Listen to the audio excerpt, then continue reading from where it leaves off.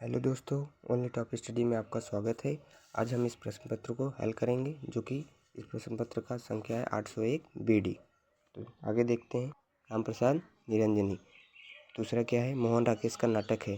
तुम्हारा आज़ाद शत्रु नहीं होगा, सिंदूर की होली भी नहीं होगा, स्वर्ग की झलक भी नहीं होगा, आधा अधूरे इनके नाटक हो जाएगा। आज मोहन राकेश जी का। तीसरा देखते हैं। साहित्य की विशेषता लेख की विधा है। साहित्य की विशेषता बच्चों निबंध है।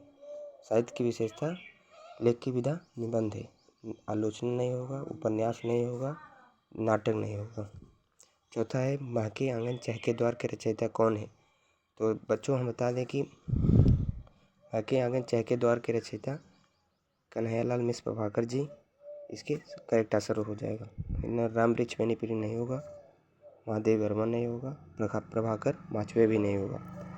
पांचवा है उसने कहा था प्रसिद्ध कहानी के कहानीकार हैं।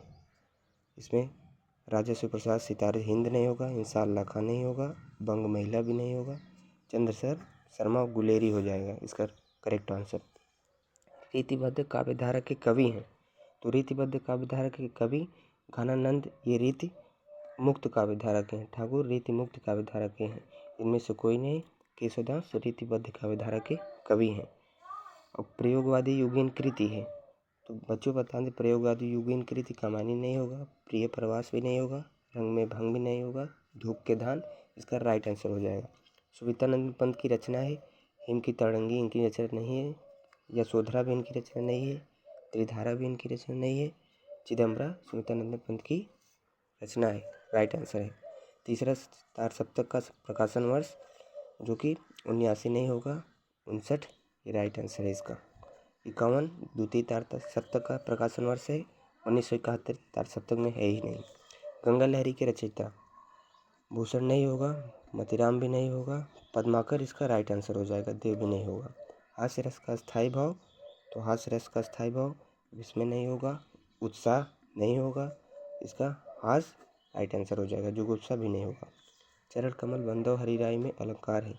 चरण कमल बंधव हरिराय में उत्प्रेक्षा अलंकार नहीं है, उपमा भी नहीं है, इनमें से कोई भी नहीं है। इसका राइट आंसर रूपक हो जाएगा। सोटा छंद के द्वितीय चरण में मात्राएं होती हैं।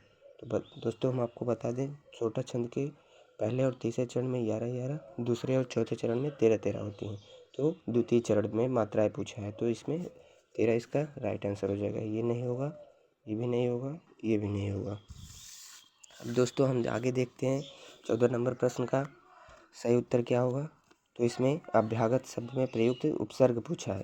तो अभ्यागत में अनु नहीं होगा, आदि नहीं होगा, इनमें से कोई भी नहीं होगा। अभी इसका राइट आंसर हो जाएगा, क्योंकि जब अभ्यागत का हम संधि विच्छेद करेंगे तो अभिधन आगत आएगा, इसलिए अभी इसका राइट आंसर हो जाएगा। 15 का देखते हैं दोस्तों।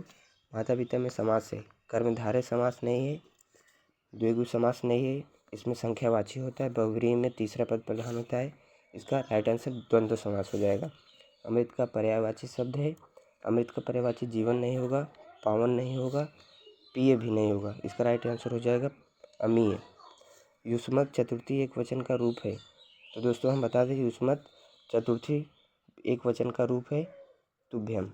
इसका त्वत नहीं होगा, त्वत्तव नहीं होगा, युष्मास भी नहीं होगा। 18 प्रश्न देखते हैं। रचना के आधार पर वाक्य के भेद होते हैं। तो दोस्तों हम बता दें वाक्य के 2 भेद होते हैं। एक होता है अर्थ के आधार पर, एक होता है रचना के आधार पर। तो अर्थ के आधार पर 8 होता है, रचना के आधार पर 3 होता है। तो इसका राइट आंसर 3 हो जाएगा। 4 नहीं होगा, 6 नहीं होगा, 5 भी नहीं होगा। भाववाच्य में प्रधानता होती है। तो दोस्तों हम बता दें भाववाच्य में कर्म की प्रधानता नहीं होती है, कर्ता की भी प्रधानता नहीं होती, क्रिया की प्रधानता भाववाच्य में होती है। ये नहीं होगा, इसका सी आंसर राइट हो जाएगा। विषय में देखते हैं दोस्तों। विकारी पद के भेद हैं। विकारी पद के 3 भेद नहीं होगा, 6 भी नहीं होगा, 8 भी नहीं होगा। इसका राइट आंसर 4 हो जाएगा। तो दोस्तों आपका बस आज के लिए इतना ही।